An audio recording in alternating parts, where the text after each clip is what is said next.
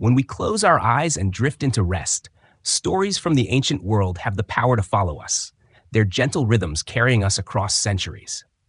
Tonight, we turn our attention to one of the greatest literary works of antiquity, the Aeneid, composed by the Roman poet Virgil in the 1st century BCE.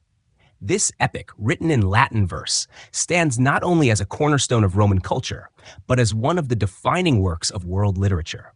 To listen to its history is to wander along the shifting borders between myth and history, between personal longing and the destiny of nations. The Aeneid is more than a poem. It is a cultural artifact, a reflection of Rome's ideals and ambitions. Commissioned in the age of Augustus, Rome's first emperor, it serves both as literature and as political vision. It offers a mythic foundation story, explaining Rome's greatness as destined by the gods themselves. Yet beneath this surface, the poem is also deeply human. At its heart lies Aeneas, a Trojan hero, not unlike Homer's Odysseus or Achilles, who journeys from the ruins of Troy to the shores of Italy. His trials are many, his emotions complex, and his struggles speak to universal human questions about duty, love, loss, and perseverance. Before the verses of the Aeneid were ever recited, Rome had already absorbed centuries of cultural inheritance. The city was steeped in the myths of Greece and the traditions of the Mediterranean world. Virgil's choice to compose an epic was deliberate, placing Rome into the lineage of Homeric poetry. Homer's Iliad had told of war and wrath, while the Odyssey spoke of wanderings and homecoming. Virgil's work unites these themes, beginning with exile, moving through battles, and culminating in the foundation of a people who would one day command the world. To study the Aeneid is therefore to see how Rome told its own story, wrapping political destiny in the poetic language of the past. The world of the poem is rich in imagery and detail. Ancient Troy burns beneath the fire of the Greeks, its walls collapsing as survivors scatter into the night. Across the sea, Carthage rises with glittering towers, a rival empire whose queen Dido embodies both passion and tragedy. Further still, the fields of Latium stretch before Aeneas, where rustic villages will one day give way to Rome's marble grandeur. Each scene in Virgil's epic is more than a backdrop. It is a carefully crafted landscape that captures the daily textures of antiquity. From ships creaking on the Mediterranean waves to the rituals of sacrifice before an altar, to the voices of farmers tilling the soil.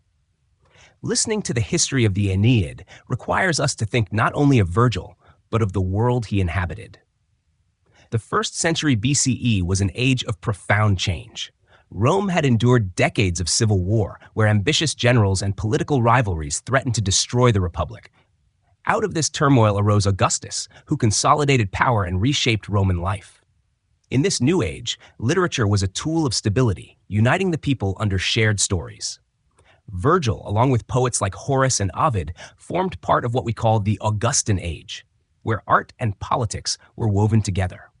It was in this context that the Aeneid was composed, both a masterpiece of artistic imagination and a carefully aligned vision of Rome's divine mission. Virgil did not live to finish revising the Aeneid. At his death in 19 BCE, he reportedly wished for the manuscript to be burned, believing it imperfect. Augustus, however, ordered its preservation and publication. And so the poem survived, spreading across the empire, studied in schools, recited in forums, and copied in monasteries for centuries afterward. In the Middle Ages, the Aeneid was treated not only as poetry, but as a kind of guidebook to morality and kingship. In the Renaissance, it inspired painters, playwrights, and statesmen. Even today, the story of Aeneas remains with us, its themes still resonant: the endurance of the human spirit, the weight of obligation, and the search for a promised land. As we prepare to move through the chapters of this journey, let us imagine ourselves not in the hurried pace of modern life, but in the calm flow of ancient recitation. Roman audiences would hear poetry read aloud, often in evening gatherings, the verses rising and falling like waves. Tonight, we adopt the same posture, quiet, reflective, ready to drift between history and dream. In these chapters, we will trace the origins of Virgil's inspiration, the structure and themes of the poem, its mythological underpinnings, the historical context that shaped it, and the long legacy that it has left on literature and culture. The Aeneid is a tale of departure and arrival, of cities lost and cities founded. It is both a memorial to the fallen Troy and a prophecy of Rome's eternal empire. As we move from its mythic origins to its enduring influence, we will pause often to notice the details of daily life in antiquity. The rituals of the hearth, the beauty of temple architecture, the landscapes through which Aeneas and his companions pass. These details remind us that the epic is not abstract, but rooted in lived experience, even as it reaches toward the divine. And so, as you close your eyes and allow the rhythm of words to lull you into rest, imagine the quiet murmur of Virgil's verses echoing across time. Imagine yourself seated in a Roman atrium, lanterns flickering, as the voice of the poet weaves together myth and history. The journey is long, but its cadence is gentle. Together, we will follow Aeneas from the ashes of Troy to the dawn of Rome, across seas and battlefields, through love and loss, toward a vision of destiny. This is the story of the Aeneid, a story to guide your dreams tonight. To begin our journey, we must first step back into the broader tradition of epic poetry, the literary form into which the Aeneid was born. Epic, as a genre, is long, elevated, and deeply concerned with the destinies of peoples and nations. It is not merely a story of one individual, but a grand narrative of collective identity. In the ancient world, epic poetry was the vessel for transmitting cultural memory, a way to carry legends from one generation to another. Before written text became widespread, oral traditions preserved the heritage of peoples, sung by bards or recited in long evenings by storytellers. The most famous examples of this form, and the clear models for Virgil, are the Iliad and the Odyssey. Composed in archaic Greece and attributed to Homer, these two works captured the imagination of the Mediterranean world. The Iliad tells of the wrath of Achilles during the Trojan War, while the Odyssey follows the wanderings of Odysseus as he attempts to return home. Both epics blend myth with memory, weaving together gods, heroes, and ordinary life into a tapestry of meaning. Virgil admired these works profoundly. He recognized their central role in shaping Greek identity and sought to provide Rome with a comparable foundation myth. Yet, Virgil did not simply copy Homer. He adapted. The Aeneid demonstrates a unique Roman sensibility. Where the Iliad emphasizes personal rage and the Odyssey celebrates cunning survival, the Aeneid centers on duty, what the Romans called pietas. This concept, rooted in loyalty to family, gods, and country, reflects the Roman value system.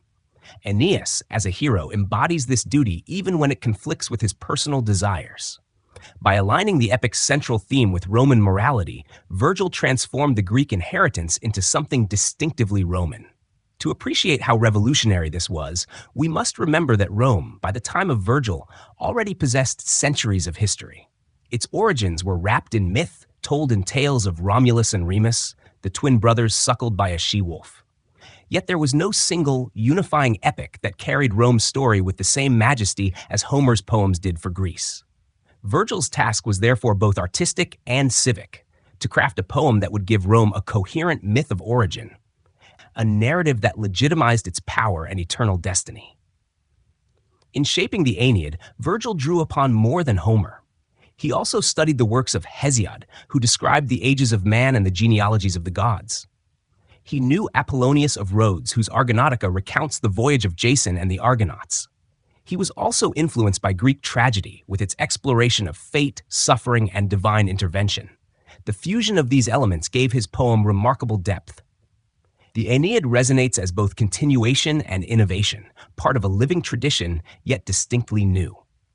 Epic poetry was not simply entertainment. In ancient societies, it was educational. Children learned moral lessons through its verses, adults found political identity within its tales, and leaders justified authority through its myths. When Virgil turned to write his epic, he was keenly aware of this power. His audience was not only Rome's literate elite, but also the generations yet to come. He composed in a lofty style, with rhythmic hexameters that echoed the grandeur of Homer but flowed in Latin's particular cadence. The sound itself carried meaning, creating a sense of inevitability and gravity. One striking aspect of the Aeneid's origins lies in its balance between history and myth. The fall of Troy, though legendary, was believed by many ancient people to reflect a real conflict. Archaeological discoveries at Hisarlik, in modern-day Turkey, suggest that a great city indeed fell around the late Bronze Age. Similarly, Rome's early history blends archaeology with legend. Virgil united these strands, creating a seamless story in which Aeneas, a Trojan survivor, carries his people to Italy and sows the seeds of Rome. It is a myth with historical resonance, giving Rome both heroic ancestry and divine sanction. As we drift deeper into this beginning, it is worth pausing to imagine the Roman audience first encountering Virgil's work. In forums, villas, or schools, they would hear passages read aloud. They might recognize echoes of Homer, nodding at familiar scenes of battles and voyages. Yet they would also feel the pride of seeing their own nation's story elevated to the same grandeur. Rome, no longer borrowing Greece's myths, now possessed its own. In this way, Virgil gave Romans a sense of cultural independence as well as imperial destiny. The origins of the Roman epic, then, are not only about Virgil's literary choices, but about Rome's self-perception. The empire stretched across the Mediterranean, its legions securing lands from Spain to Syria. Yet an empire requires more than soldiers. It requires stories. The Aeneid served as that story, telling Romans who they were, where they came from, and why their rule was fated to endure. As we close this first section, let us reflect on how epic itself functions like a dream. It lingers between fact and fantasy, between memory and myth. The origins of the Roman epic remind us that storytelling is not a luxury but a necessity. It is through stories that cultures know themselves. Virgil's genius was to craft one of the most enduring of such stories, one that continues to echo even as we rest. Virgil himself is central to the story of the Aeneid, for no epic emerges in a vacuum. To understand the poem, we must understand the man who shaped it and the world in which he lived. Publius Virgilius Maro, whom we know simply as Virgil, was born in 70 BCE in a small village near Mantua in northern Italy. His origins were modest, the son of a farmer in a fertile region dotted with fields and pastures. From these rustic beginnings, he would grow into Rome's greatest poet, a figure whose verses defined the cultural identity of an empire. Virgil's early education reflected the cosmopolitan currents of late Republican Rome. He studied in Cremona, Milan, and later Naples, where he immersed himself in Greek philosophy, rhetoric, and literature. Naples, influenced heavily by Greek culture, offered Virgil the chance to absorb the traditions of Homer, Hesiod, and the philosophical schools of Epicurus and Stoicism. These influences would remain with him throughout his career. His sensitivity to philosophy shaped his moral tone, while his study of Homer gave him the epic framework upon which he would later build. The world in which Virgil came of age was turbulent. Rome in the 1st century BCE was not yet an empire, but a republic in crisis. Civil wars erupted as generals like Julius Caesar, Pompey, and later Mark Antony and Octavian vied for supremacy. The Roman Senate, once the guardian of republican traditions, was increasingly overshadowed by personal ambition and military power. For ordinary citizens, the decades were marked by uncertainty, shifting allegiances, and the erosion of old political norms. It was in this fractured world that Virgil began his literary career. His earliest works, the Eclogues, written around 42 BCE, are pastoral poems. On the surface, they describe shepherds, fields, and the rhythms of rural life. Yet they also reflect the political realities of the time. Land confiscations following civil wars left many Italians dispossessed, and Virgil wove their sorrow into his verse. The Eclogues reveal not only his love for nature, but also his awareness of the human costs of political upheaval. Virgil's next major work, the Georgics, written in the 30s BCE, reflects his continued fascination with rural life. This poem, part instructional manual on farming and part meditation on labor, nature, and divine order, is widely admired for its blend of practical detail and philosophical depth. To read it is to walk among Roman farms, to see plows cutting the earth, bees buzzing in their hives, and vines climbing trellises. Yet beneath its agricultural surface, the Georgics carried a deeper message, that human effort, discipline, and reverence for the gods create harmony. This theme of labor and duty foreshadows the moral framework of the Aeneid. By the late 30s BCE, Rome was at a turning point. Octavian, the adopted son of Julius Caesar, was consolidating power, while his rival Mark Antony allied with Cleopatra of Egypt. After years of conflict, Octavian emerged victorious, defeating Antony and Cleopatra at the Battle of Actium in 34 BCE. With this victory, Octavian, soon to be known as Augustus, became the sole ruler of Rome. He would reshape the state ending the civil wars and beginning the Principate, Rome's imperial system of government. In this new political environment, literature became more than art. It became a tool of cultural renewal. Augustus sought to stabilize Rome by promoting traditional values, emphasizing family, religion, and duty. He surrounded himself with writers and thinkers who could articulate this vision. Chief among them was Virgil. Under the patronage of Maecenas, a trusted advisor to Augustus, and a supporter of the arts, Virgil undertook his greatest project, the Aeneid. The relationship between Virgil and Augustus is crucial. The Aeneid is not mere flattery, but it does align with Augustan ideology. By tracing Rome's origins back to Aeneas, a figure of divine mission and self-sacrifice, Virgil gave Augustus a heroic ancestry and Rome a myth of destiny.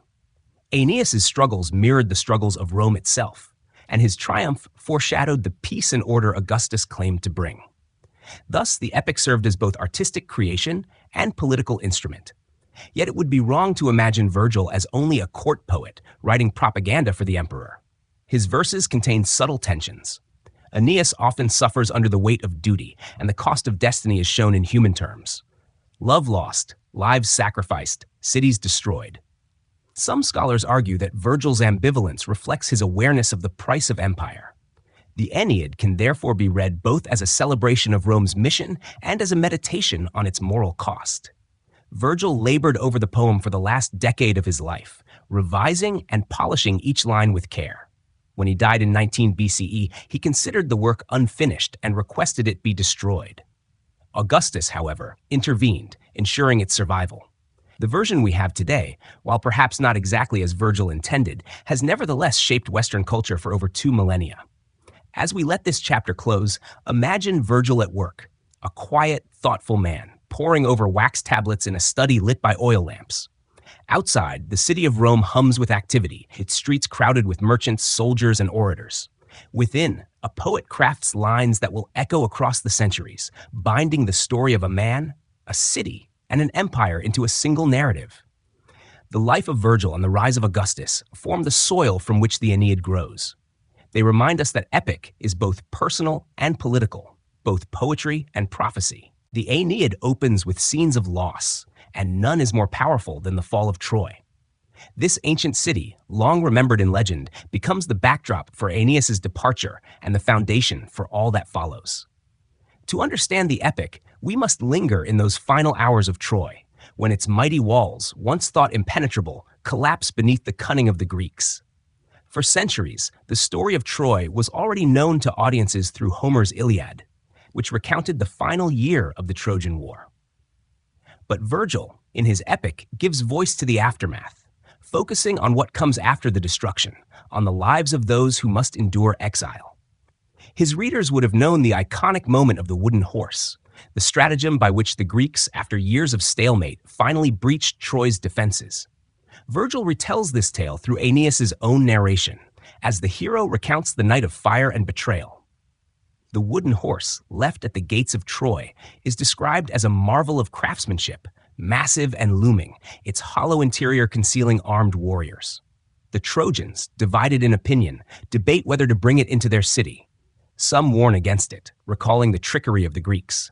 Others, persuaded by false omens and by the deceptive words of Sinon, a Greek spy, see it as an offering to the gods.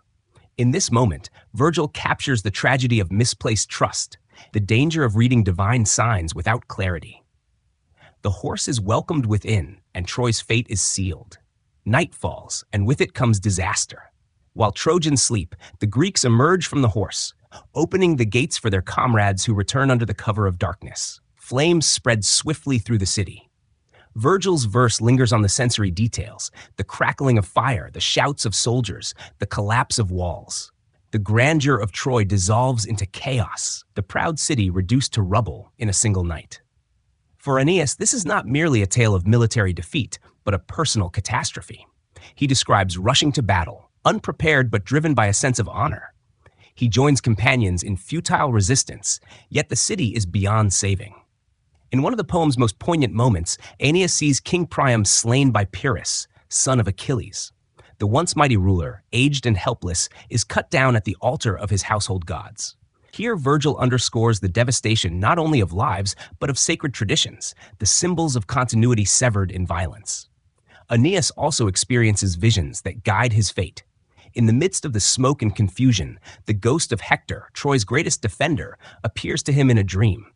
Hector urges Aeneas not to waste his life in doomed defense, but to flee, to save himself and his family, to carry the household gods, the Penates, to a new land. This moment transforms Aeneas from warrior to exile, from a man bound to Troy to one chosen for a greater mission. The human cost of the night is vividly drawn. Aeneas' wife, Creusa, becomes separated from him in the chaos, and despite his desperate search, she is lost. Her ghost appears to him, offering consolation and prophecy, telling him that his destiny lies not in Troy but in Italy, where a new home and a new wife await. This vision is both heartbreaking and hopeful, blending grief with the promise of future greatness. Virgil, in this scene, captures the dual nature of destiny. It demands sacrifice, even as it offers purpose. To the Romans listening to this tale, the fall of Troy carried deep symbolic meaning. It marked both an ending and a beginning. For Rome claimed descent from Troy, seeing in Aeneas not just a wandering exile, but the forefather of their people. The destruction of Troy, tragic as it was, became the necessary prelude to Rome's rise. In this way, Virgil linked the suffering of the past to the glory of the present, binding his audience to a lineage of endurance. As we imagine the ruins of Troy smoldering under the dawn, it is worth pausing to reflect on the nature of endings. Every civilization, no matter how strong its walls, faces moments of vulnerability. Yet from collapse can come renewal, from ashes can come seeds of future growth. The fall of Troy, in Virgil's telling, is not final. It is the dark soil from which Rome itself will emerge.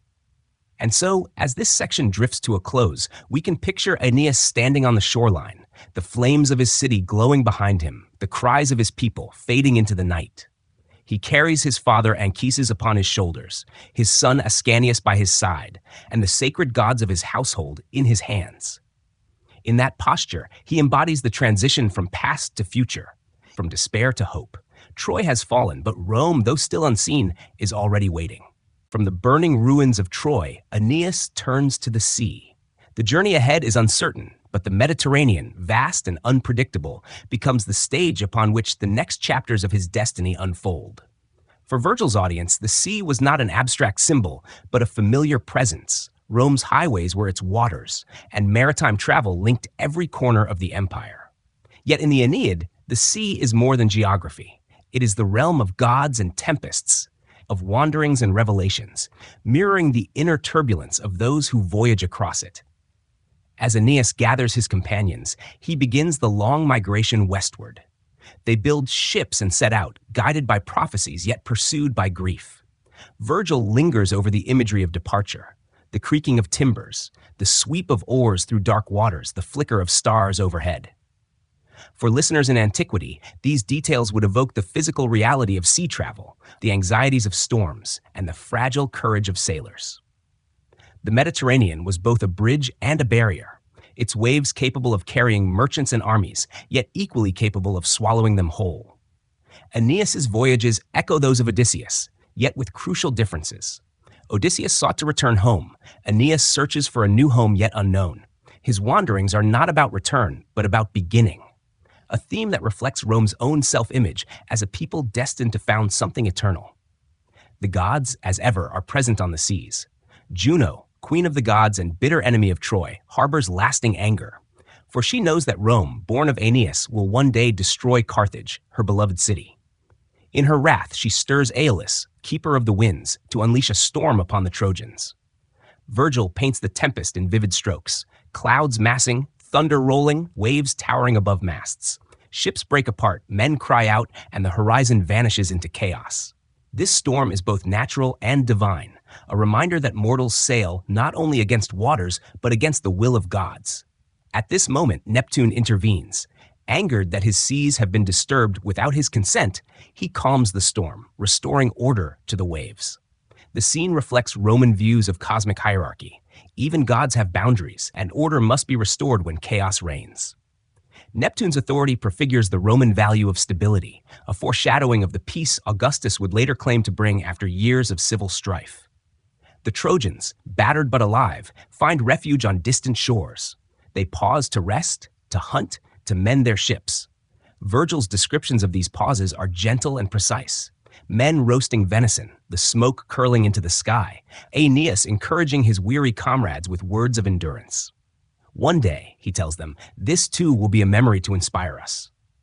In these moments, the epic quiets, allowing us to glimpse the texture of ancient daily life, where survival required both labor and hope. Along the voyage, Aeneas visits various lands, each with its own wonders and omens. On Delos, he receives guidance from the oracle of Apollo, who tells him to seek his ancient mother. At first, he misunderstands, believing Crete to be the destined land, but famine drives them onward, reminding us that destiny is rarely straightforward. Later, in Epirus, he encounters Helenus, a Trojan seer, and Andromache, widow of Hector, who now lives in a new settlement built in memory of Troy. These meetings remind Aeneas that exile is not his burden alone. Others too carry fragments of the fallen city, seeking renewal in foreign soil. Through these episodes, Virgil layers themes of loss, perseverance, and divine guidance. Each landfall is both a trial and a lesson, each setback a step closer to the fated goal. The voyages across the seas are not merely physical wanderings, but spiritual preparation, shaping Aeneas into the leader Rome requires. For the listener drifting towards sleep, there is a meditative quality in these wanderings. The rhythm of oars upon water, the rise and fall of waves, the distant calls of seabirds, all evoke the timeless cadence of travel. To imagine Aeneas and his companions sailing under constellations familiar to the ancient world is to sense the deep connection between human striving and the larger cosmos. As this section closes, we leave Aeneas not yet at his final shore, but in motion, always moving, always searching. His voyage across the seas is the outward symbol of an inward journey, from despair to resilience, from exile to hope. The waters, though treacherous, are also pathways, guiding him toward the promised land of Italy. In this movement, Virgil reminds us that destiny is not reached in a single leap, but through patient endurance across many uncertain horizons. After storms and wanderings, the Trojans find a temporary harbor not in Italy, but in North Africa, in the rising city of Carthage. Here unfolds one of the most memorable episodes in the Aeneid, the encounter between Aeneas and Queen Dido. This meeting, marked by love and loss, stands as both a human drama and a symbolic turning point, weaving together themes of passion, duty, and the heavy hand of fate. Carthage, as Virgil describes it, is alive with construction. Workers labor to raise temples, walls, and harbors. Foundations are laid, streets planned, and a sense of energy fills the air. To a Roman audience, this image would resonate strongly. Carthage was not only a historical rival, but also a city of immense grandeur, once Rome's fiercest opponent in the Punic Wars. By setting Aeneas here, Virgil both recalls the weight of history and foreshadows the future conflict between Rome and Carthage. Queen Dido herself is introduced with grace and dignity. A widow from Tyre, she has led her people to this new land after fleeing her murderous brother. Like Aeneas, she is an exile, marked by both loss and resilience.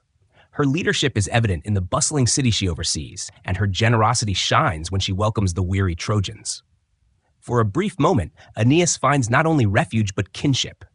It is Venus, Aeneas's divine mother, who orchestrates much of what follows. Wishing to protect her son, she sends Cupid to kindle love in Dido's heart.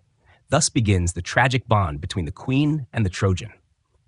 Virgil's verses linger on the warmth of their union, the shared meals, the tales exchanged, the intimacy of lives briefly intertwined.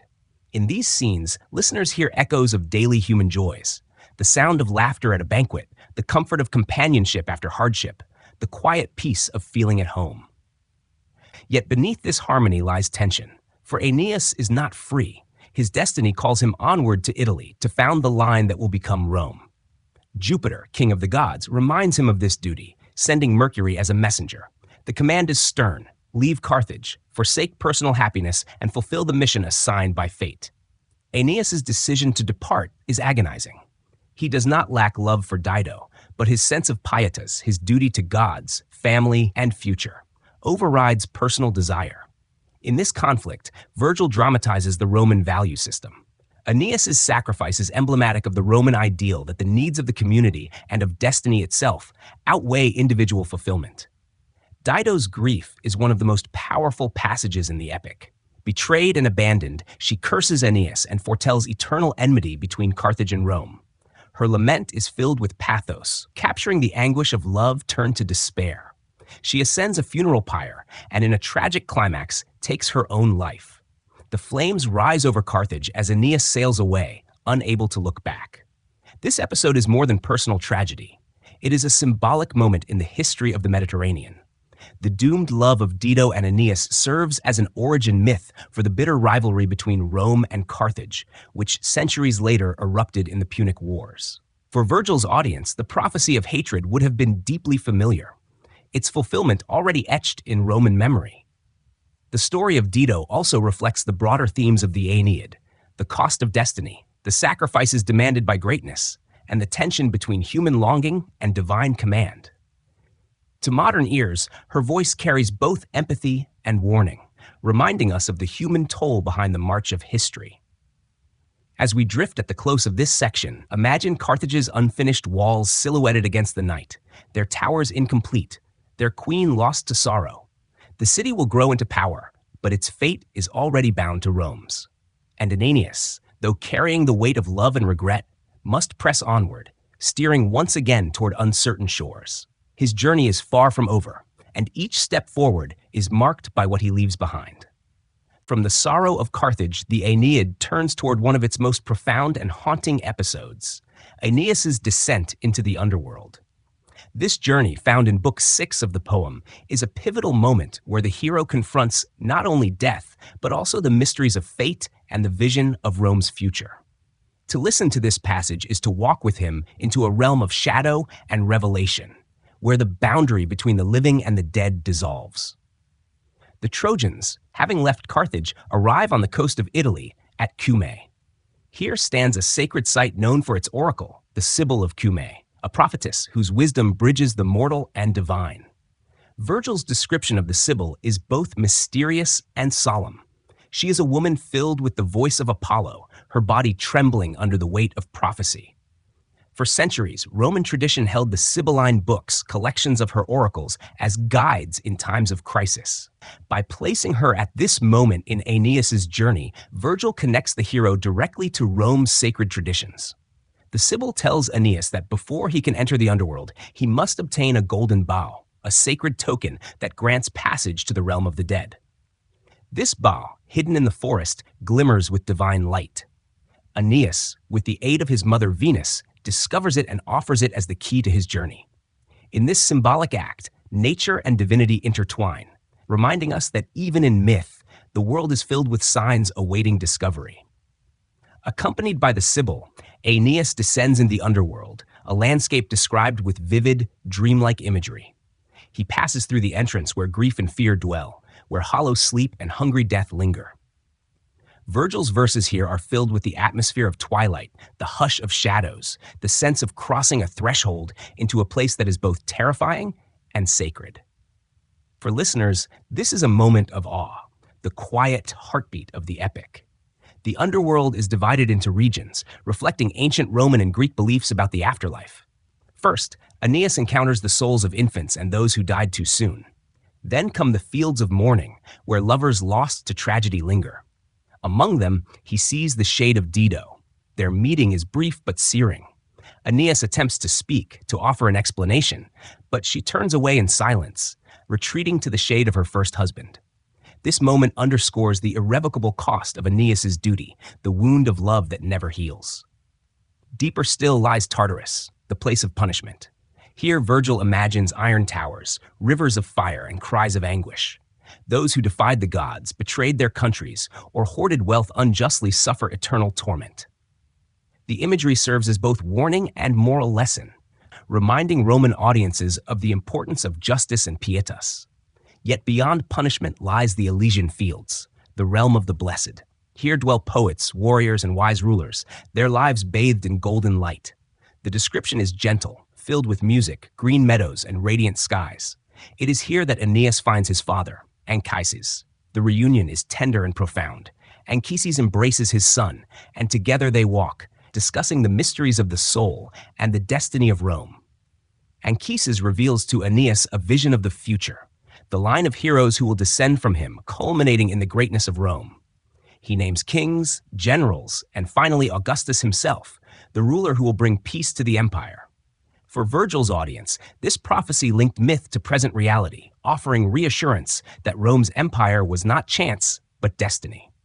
The underworld journey thus becomes more than a visit to the dead.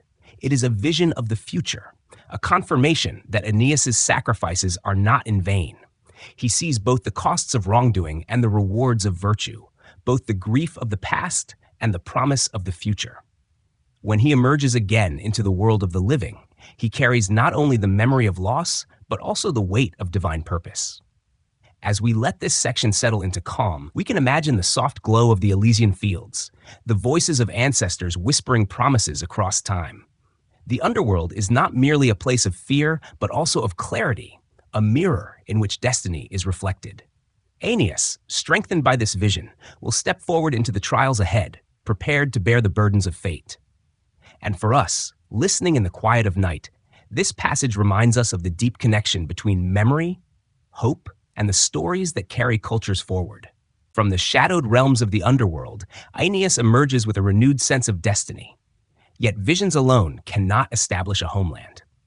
When the Trojans arrive in Latium, the central region of Italy, they step into a land of promise, but also of conflict.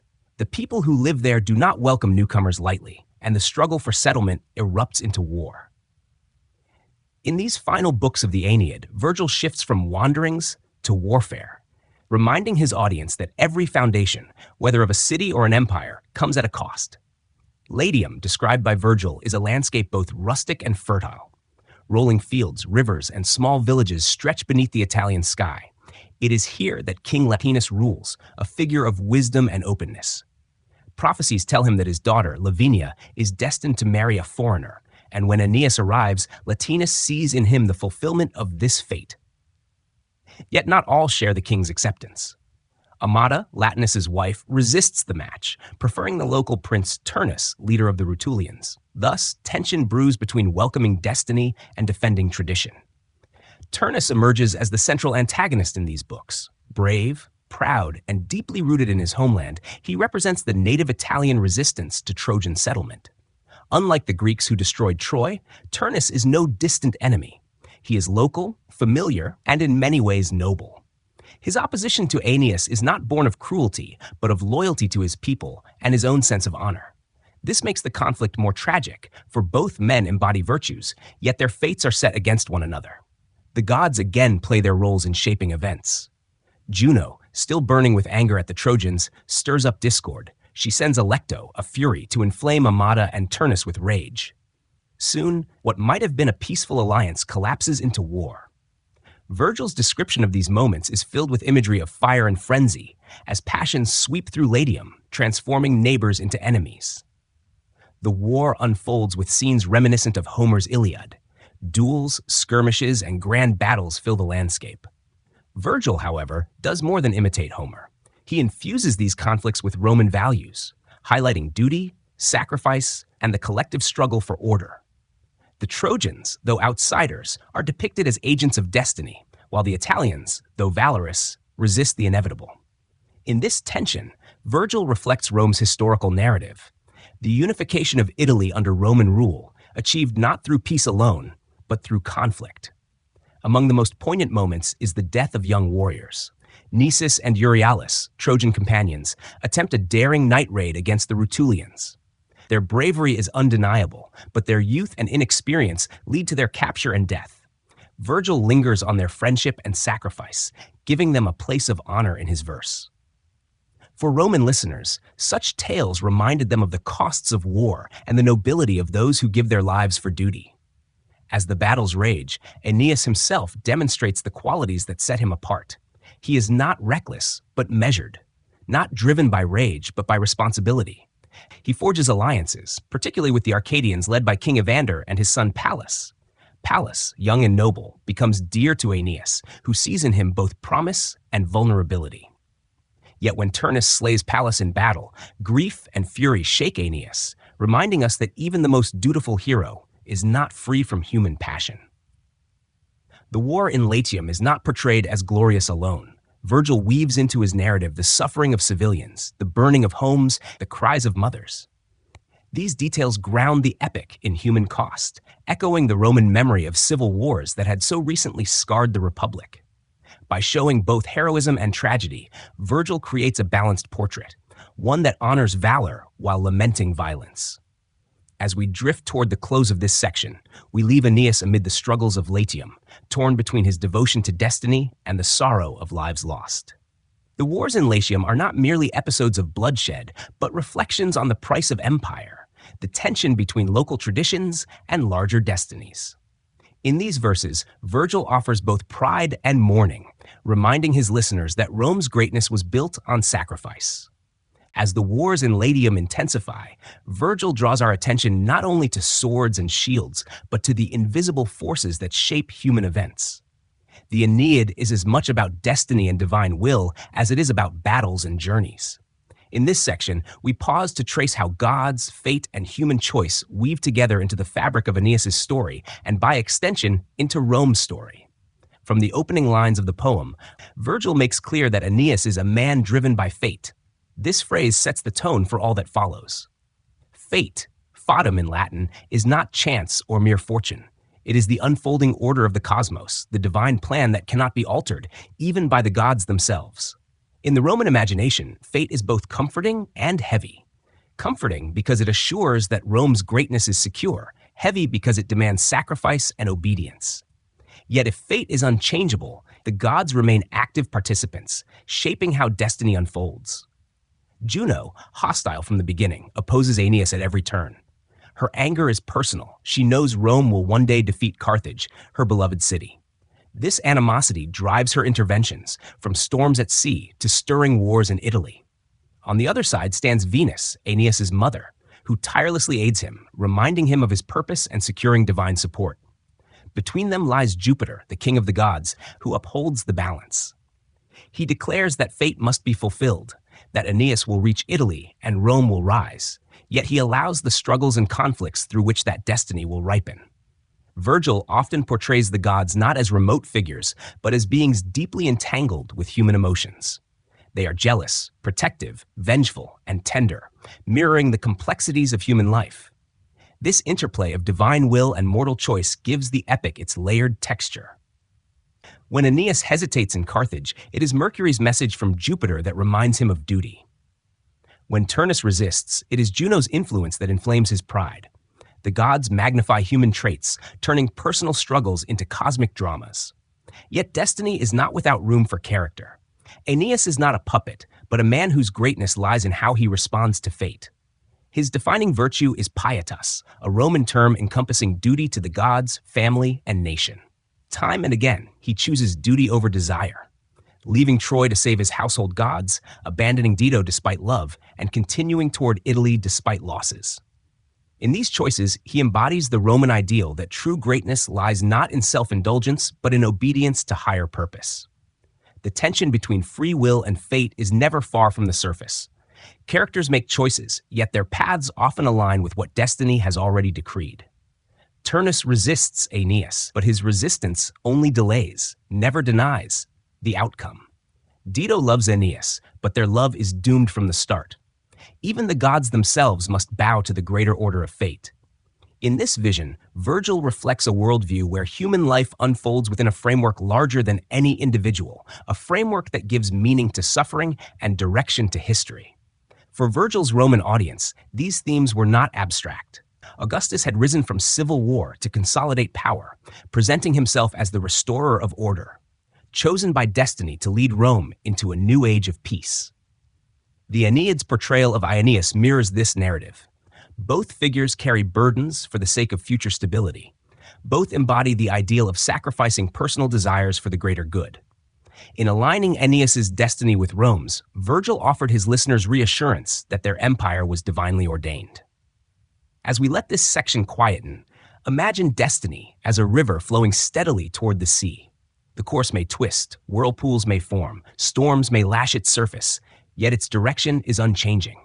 Human beings, like boats upon its waters, steer as best they can, but the current guides them toward their end. For Aeneas, that current carries him inexorably to Italy, to battles yet to come, to the founding of a people who will one day rule the known world. Destiny and divine will, then, are not burdens alone, but also consolations. They remind us that even in chaos there is pattern, even in loss there is purpose. As you drift further into rest, let the thought settle that life itself, like the epic, flows with both sorrow and meaning, both trials and fulfillment. The Aeneid closes not with peace, but with the tension of conflict unresolved, a reminder that every origin story bears the weight of struggle. Yet beyond its final duel and its unfinished lines, the poem carries a legacy that extends across centuries. In this final section, we turn from the narrative itself to the long shadow it cast on literature, politics, and culture, a shadow that has reached from ancient Rome to the present day. From the moment of its publication, the Aeneid became Rome's national epic. Schoolboys learned its verses, orators quoted its lines, and statesmen found in its themes a mirror of their own roles. Augustus, whose reign brought stability after years of civil war, saw in the poem a reflection of his mission to transform the chaos of the Republic into the order of empire. Aeneas's sacrifices, his devotion to duty, and his founding of a people paralleled Augustus's own self-presentation as the restorer of Rome's destiny. In this way, the Aeneid was not merely a poem to be read, but a text that reinforced Rome's political identity. Yet its legacy did not stop with politics. In the centuries that followed, the Aeneid became a central text of education. Medieval monasteries preserved copies, scribes laboring in candlelit rooms to ensure its survival. For Christian readers, the poem often took on new meanings. Some saw Aeneas's journey to the underworld as a foreshadowing of the soul's passage after death, while others found in his devotion to duty a model of moral discipline. Even as the empire faded, the poem endured, becoming part of the intellectual fabric of Europe. In the Renaissance, Virgil's influence flourished once again. Artists, poets, and thinkers turned to antiquity for inspiration, and the Aeneid stood at the center of that revival. Painters depicted scenes of Troy's fall and Dito's despair. Playwrights dramatized Aeneas's struggles, and scholars examined the Latin verses with renewed care. To study Virgil was to study the foundations of culture itself, to connect with a lineage of imagination stretching back 2 millennia. Dante, in his Divine Comedy, chose Virgil as his guide through the realms of the afterlife, a tribute that immortalized the Roman poet as a symbol of wisdom and reason. The poem's influence also extended into political thought. Monarchs and empires across Europe drew on the Aeneid to justify their own narratives of destiny. The idea that nations could claim divine sanction through a heroic ancestor resonated widely. England, France, and later the emerging powers of the modern world often looked to Rome as a model, and Virgil's epic provided the template for connecting myth, history, and authority. In the realm of literature, the Aeneid set a standard for epic poetry that inspired countless successors. Milton's Paradise Lost, written in the 17th century, echoes Virgil's grandeur, structure, and moral weight. Even modern authors, when crafting tales of exile, wandering, and founding, often follow patterns first shaped by Virgil. His vision of the hero torn between personal longing and public duty remains timeless, resonating in stories far beyond the ancient Mediterranean. Yet perhaps the most enduring legacy of the Aeneid lies in its humanity. Beneath the grandeur of empires and the decrees of gods, it is a story of a man carrying his father on his shoulders, leading his son by the hand, and bearing the weight of a destroyed homeland. It is a story of love lost in Carthage, of friends fallen in war, of choices that wound even as they fulfill destiny. These human moments allow listeners across centuries to recognize themselves in Aeneas, not as conquerors of worlds, but as travelers through life, balancing sorrow with hope.